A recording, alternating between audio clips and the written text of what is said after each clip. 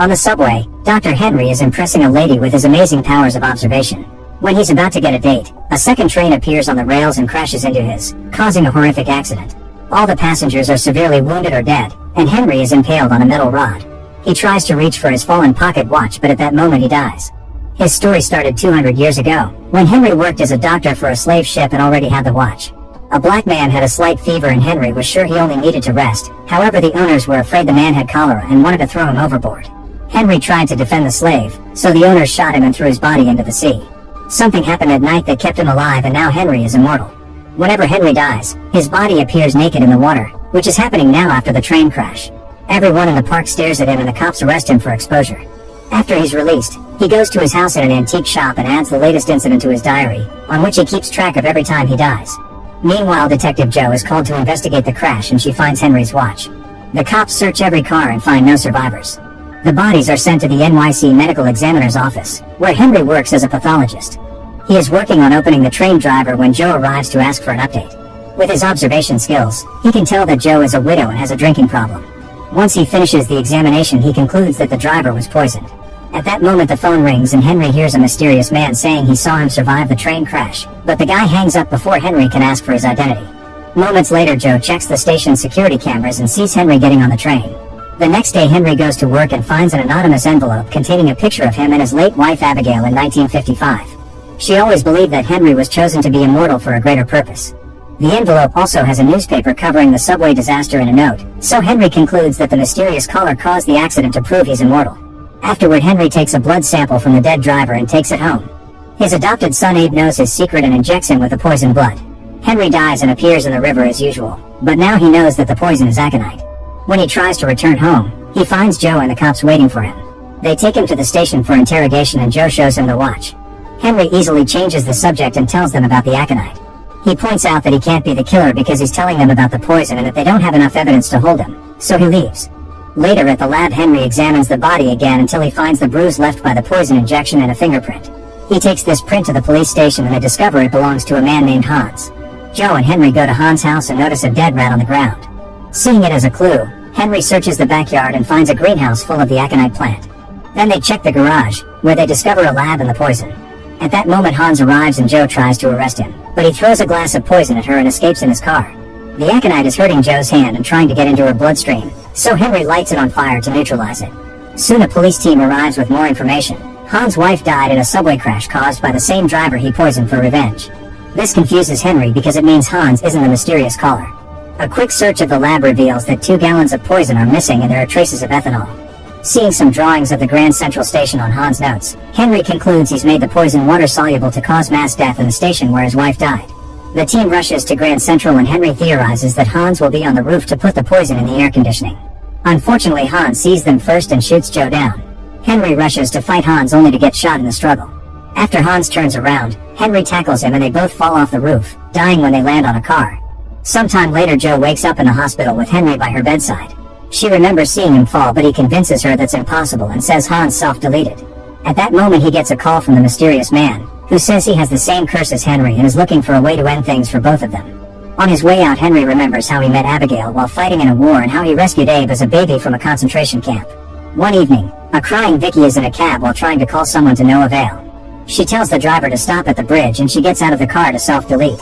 The body ends up in Henry's morgue and the cops think it was self-done, but Henry is sure it was murder because of the angle of fracture and marks that show she was bracing for the moment of impact. Jo takes this information to her boss Joanna, who doesn't believe it was murder and tells Jo to close the case as self-deletion. However, Henry refuses to sign a report that goes against his medical knowledge. Vicky's parents show up at his office and swear their daughter was a happy person, so she couldn't have done this. Watching them makes Henry think about Abigail and how they raised Abe together. That night Henry goes to the bridge and climbs over the edge to investigate. He finds marks from Vicky's shoes and fingernails where she struggled. He also discovers a hook and slips, but he holds on just in time to avoid falling. When he climbs back on the bridge, he gets hit by a truck and dies again. The driver tries checking on him, but the body is already gone. The next day they discover new things under Vicky's nails, paint from under the bridge and skin particles from an attacker she scratched. Henry also discovers a note on his desk from the mysterious man saying he knows Henry died again. He takes the note to Abe, who notices the paper is very old.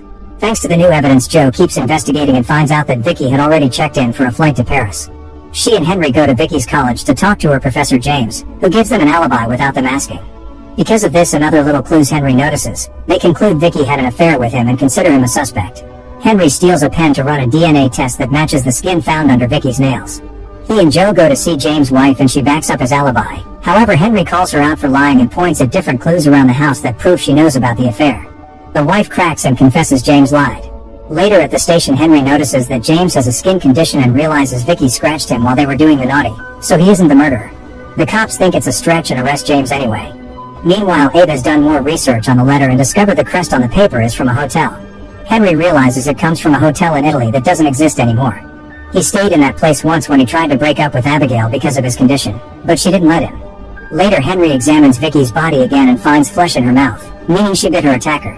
He's interrupted by Joe, who has found James dead in his office. The cops think he's self-deleted, but Henry searches the crime scene and with a few clues confirms James was also murdered. While the cops go after the wife, Henry visits a student whose name he saw on James' papers. The guy's hand is bandaged and Henry realizes that's where Vicky bit him. It turns out he helped James and Vicky with the paper they were writing, but they weren't going to add him to the credits, so he killed them for revenge. Using a knife, the student takes Henry hostage, which is seen by the cops on the security cameras. Joe and his colleague immediately surround them and shoot the student in the shoulder to force him to release Henry, finally closing the case. When Henry goes home, he gets another call from his mysterious stalker. The guy knows Henry is 200 and claims to be 2,000 years old. He also says his name is Adam. Sometime later, Henry finishes a whole study on his list of deaths and discovers that different deaths may take longer to be reborn from. Abe gets angry because he hates seeing Henry so desperate to end his curse while he suffers from getting old, so they end up arguing. In the evening, Bill gets his briefcase stolen and decides to chase after the thief. He manages to tackle him and starts beating him up, only to then die of an apparent heart attack. The body makes it to the morgue and Henry is surprised to find that this 67-year-old has an incredible physique for his age. However, his brain had lots of illnesses, as if he had an old brain in a young body.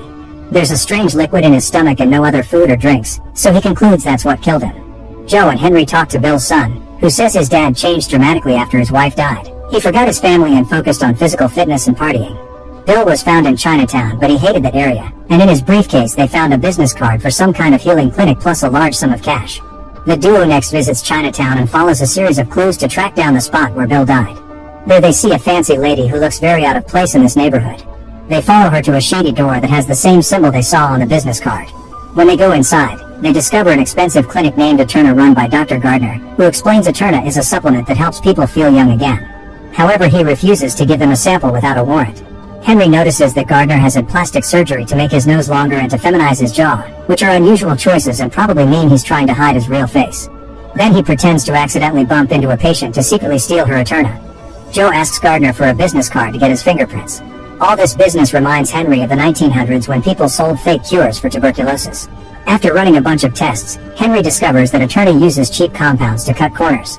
Joe also does research and learns that Gardner is using a fake name. He has no medical training, and he used to run a clinic in which many people died. They go to see Gardner at his house, where he's having a pool party. He explains he doesn't make Eterna, he only sells it, which Henry believes because he doesn't have the training. While Gardner changes into proper clothes to leave with them, Henry meets one of the patients and notices she's having memory problems. Suddenly they hear Gardner scream and run to check on him, only to find him killed by a stab wound. The injury is very exact and made by a scalpel, which means the killer has medical training. Later at the morgue, Henry confirms that Gardner's brain was also being affected by Eterna. The compound is filled with prions from infected tissue, which means the patients are drinking human brains. Joe and Henry confront his co-worker Lucas, who confirms 12 bodies have disappeared from the morgue. Lucas shares his routine from the last week to find any holes, and they quickly realize the only person with access to the bodies is the ambulance driver. The cops rush to surround the guy and find him with a body in the ambulance.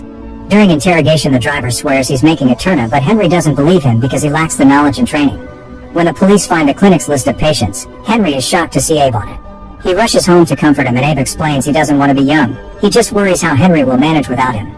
He didn't take Eterna because it was too suspicious, but he met the chemist who made it. He describes the chemist to the police, and a search of her face in the system reveals she's the sister of a morgue employee and Gardner's girlfriend. Later, Abe sees the chemist on the subway and calls Henry to tell him he'll follow her. The cops rush the station and Henry finds her first, so she explains she didn't know Eterna was hurting people. Gardner got it from her after he threatened to send her back to her home country. It wasn't her decision to use cheap ingredients either, that was also Gardner. She's feeling lots of guilt and wants to self-delete, but Henry stops her and closes the case. At a fancy party at a museum, Gloria insults most of the guests. When she walks down a corridor, she notices someone following her. Moments later, the police are examining her dead body. Joe is surprised to see Lucas there instead of Henry. It turns out Henry used to be friends with Gloria, and it hurts him to see her body arrive at his morgue. Since Gloria belonged to one of the most important families in the city, reporters are curious about her death, and Lucas accidentally mentions to them that it was a murder. Soon the news appear on every paper, and Gloria's family is furious about this information leak. Henry takes the blame to protect Lucas, and he's pulled off the case. Joe still invites Henry to investigate with her, and they go to the museum, which makes him very uncomfortable because he used to come here with Abigail often. Following a series of clues, Henry retraces Gloria's footsteps. He concludes that she was pushed down the stairs and then tried to crawl away. Checking the security cameras confirms that there was someone with her. The man on the camera is Lance, who is taken to the station for interrogation. He claims he asked Gloria's blessing because he wants to marry her granddaughter, whose father Conrad didn't approve. Lance has Gloria's ring, but he didn't steal it. She gave it to him for the engagement. She told him to follow his heart, which sounds suspicious because usually she doesn't behave sweetly. Gloria had been acting strange, and Henry makes Joe ask Lance about the symptoms, which makes him think she had a stroke. However, he's off the case, so he can't check the body to confirm. He remembers meeting Gloria during a museum party and how she told him to marry Abigail before it was too late. Joe tries to talk to Lance's fiancée and learns how dysfunctional the family is. Gloria is described as heartless, and rumors say she was planning to cut Conrad out of the will. Conrad's currently auctioning off Gloria's furniture, and Abe gets to attend, thanks to owning the antique shop. He sneaks into Gloria's bathroom and takes a photo of all her medication, but none of these could have caused a stroke. Later at the station, Henry sees Conrad yelling at Reese and notices his hand is shaking, meaning he has epilepsy. Henry asks him what medicine he takes and confirms it's the kind of compound that could have killed Gloria. The cops interrogate him, and Conrad confirms that Gloria already cut him out of the will. He has a motive, but the police don't have evidence to keep him in custody. When Henry returns to his lab, Lucas tells him he felt too guilty, so he sneaked into the funeral home and took a sample of Gloria's liver. Henry immediately examines it and confirms that Gloria was poisoned by the medicine, but it was before the party.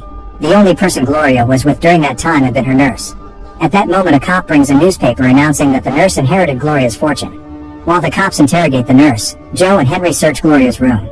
Among the ashes in a fireplace, they find a burned letter and a missing champagne glass, despite Gloria not being a drinker. Henry calls the station to ask the nurse more questions and realizes the food Gloria ate made the medicine act faster, so it was given to her later. Next, they check Gloria's car and find the medicine that killed her. Henry gathers the family and the cops to share his conclusions. Gloria had been terminally ill and took the medicine to self-delete. However, the food she ate made it act faster than planned, so she dragged herself across the floor to die in front of a painting made by an ex-lover of hers who also sent the burned letter. After the case is closed, Joe shares a story of her dead husband. In return, Henry confesses that the museum made him uncomfortable because that's where he proposed to his dead wife. A few nights later, a fancy woman is leaving a hotel when she's suddenly attacked by the shadows.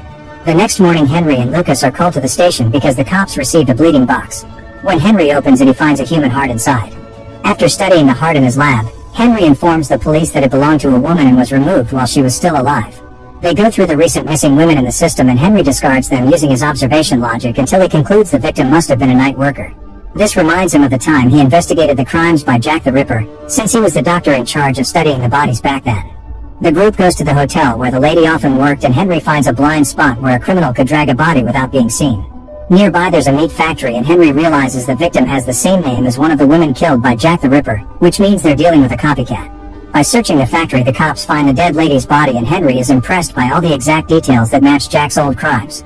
At that moment, Henry gets a call from Adam, who knows the identity of the body. Henry hears a siren on the phone, but also outside, which means Adam is nearby. He runs outside to try to catch him, but only finds his abandoned phone. Later, Henry takes the phone to Abe, who explains it's a burner and can't be traced. They wonder if Adam is actually Jack the Ripper since he was never caught. He can't share such a theory with the police, so he wants to track the weapon used for the murder. There was a piece of the blade in the body, and Henry recognized it as a very rare surgical blade. Abe gets in contact with another antique dealer who may have had the blade and steals her contact book. Unfortunately, it's in Japanese and he can't read it. Meanwhile, Henry takes a closer look at the body and discovers the killer made a mistake. Instead of cutting the victim's wrist like it really happened, the killer used the shape that the newspapers inaccurately described. This means the killer isn't Jack and has been looking at old news articles. Joe and Henry go to the library and notice that the last person who checked out the old newspaper used another name from the Ripper's case. A second name on the list has the same handwriting and is still in the library. The guy sees them staring and immediately runs away, so the duo starts chasing him. The suspect drops his bag while Joe keeps on following him, but Henry stops to look at it and finds the blade. At that moment, he gets a call from Adam, who is at the crime scene and tells Henry that he missed a detail.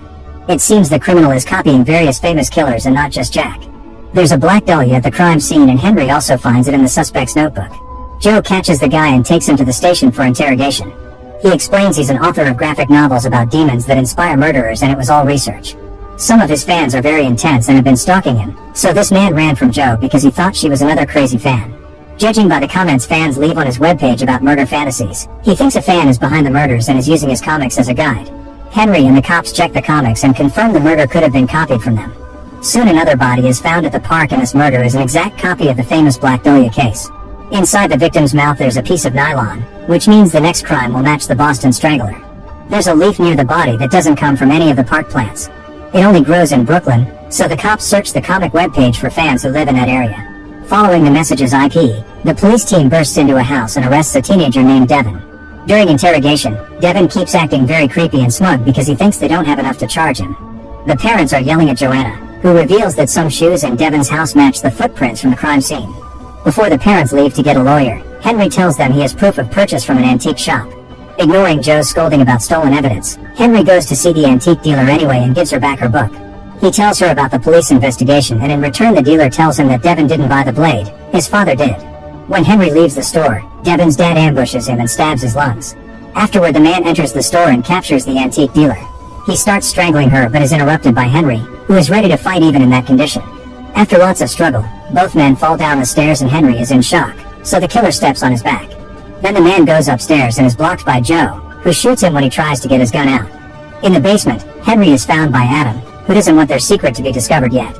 He kills Henry by slashing his neck to make his body disappear. The next day Joe closes the case while dealing with the fact that she killed a person. Henry gets another call from Adam, who says it's only a matter of time before Henry becomes a murderer too. Sometime later a British Viscount named Colin Cavendish is getting ready to marry an American woman called Emily. However, he isn't comfortable with all the money his father-in-law Norman is wasting on the party. The next day Colin is found dead in the middle of Central Park. Joe finds it weird that a Viscount was walking in the park in the middle of the night and that he was murdered but not robbed.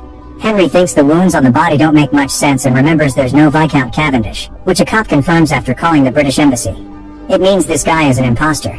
Later at the lab they discover Colin is blonde but he dyed his hair. This makes Henry remember all the times he painted fake gray hairs on his head to pretend he was getting older. His neighbors would still catch up and he was forced to move to another city with his family. In the present, he finds small gold flakes in Colin's neck wound and some gravel in his other injuries. The curvature of his mouth also indicates he's American. The very specific and extensive stitching of his clothes makes Henry realize they share a tailor.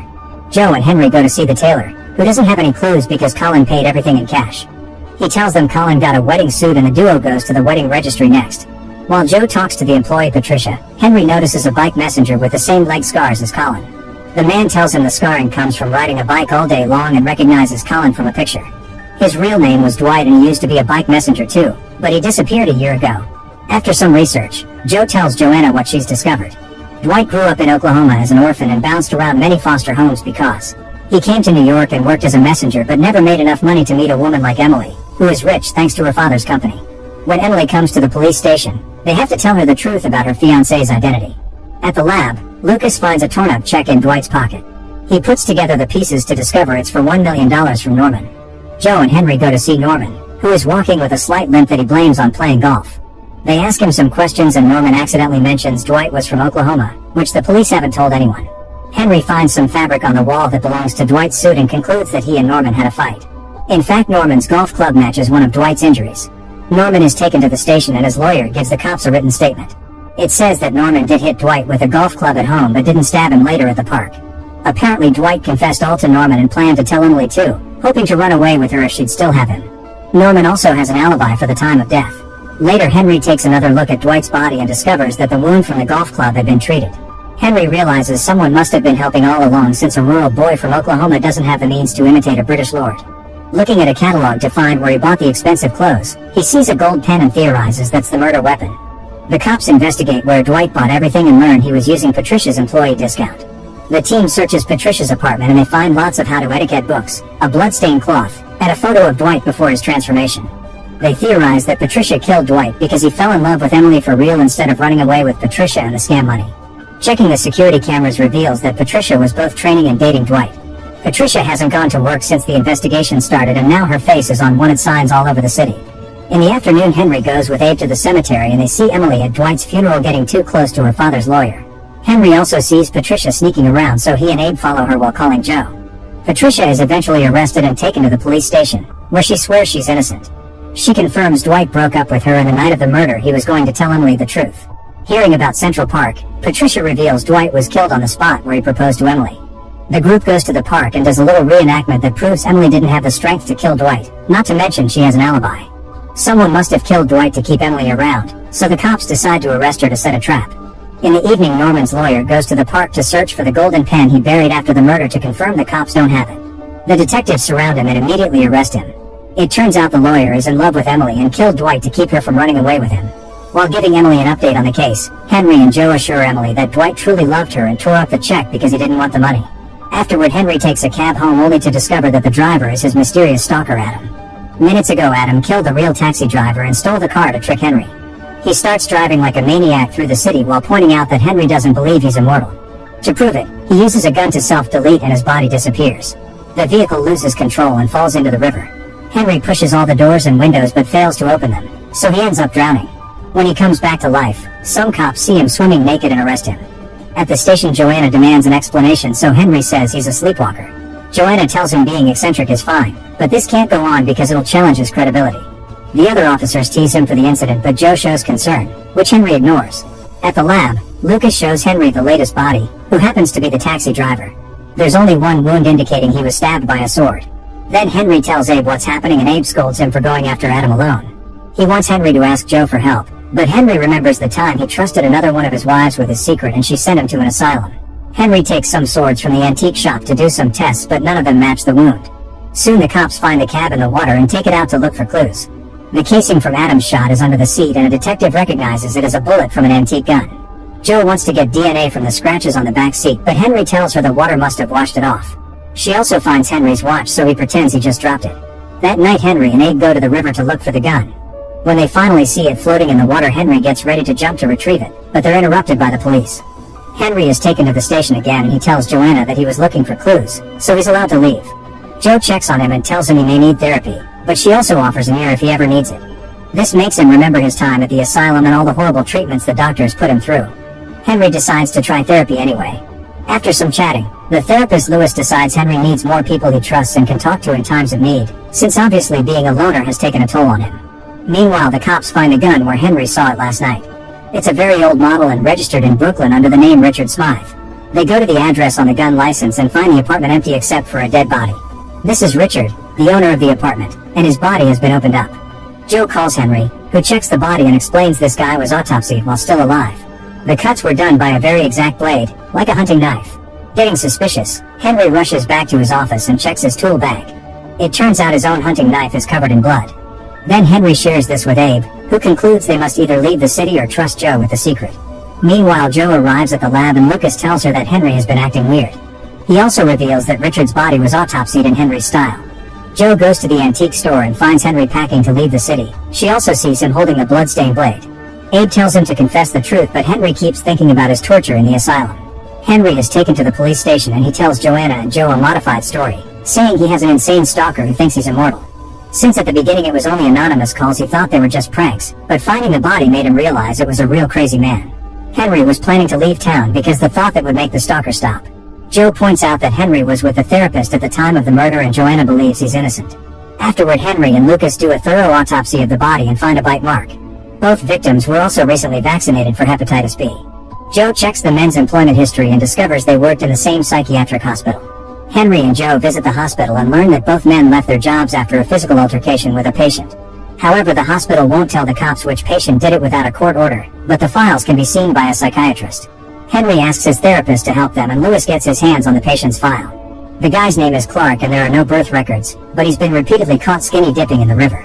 He's very violent, has attacked many employees, and has no fear of death or sense of self-preservation. Clark is supposed to be in counseling right now, so Joe rushes to the security guard's office to lock down the building. Unfortunately, Clark sneaks out right before the door is locked. Afterward, Joanna sends a bunch of cops with wanted posters to search the city for Clark. Henry goes home and hears very loud music. Instead of Abe, he finds Clark waiting for him in the basement. Clark kneels as he reveals a katana and asks Henry to end things for him, but Henry refuses. At that moment, Abe arrives home and Clark reaches for the sword to stop him, so Henry tackles Clark and they start fighting on the floor. After lots of struggle and throwing each other against the furniture, Henry manages to grab a knife and stabs Clark, instantly killing him. This means he wasn't Adam. When the cops come to retrieve the body, they tell him he shouldn't feel bad because it was self-defense and he took out a serial killer, so it was a righteous kill. Suddenly the phone rings and Henry gets a call from Adam, who explains Clark was a psychopath, so Henry did a good deed. Adam had manipulated Clark to convince him that Henry could pass his immortality by killing him, and now Henry has finally experienced something new in his long life. When Adam tells Henry to look outside, it's revealed his identity is actually Lewis, who leaves in a cab before Henry can react. Make sure to subscribe and turn on notifications so you can watch more videos like this. Thanks for watching.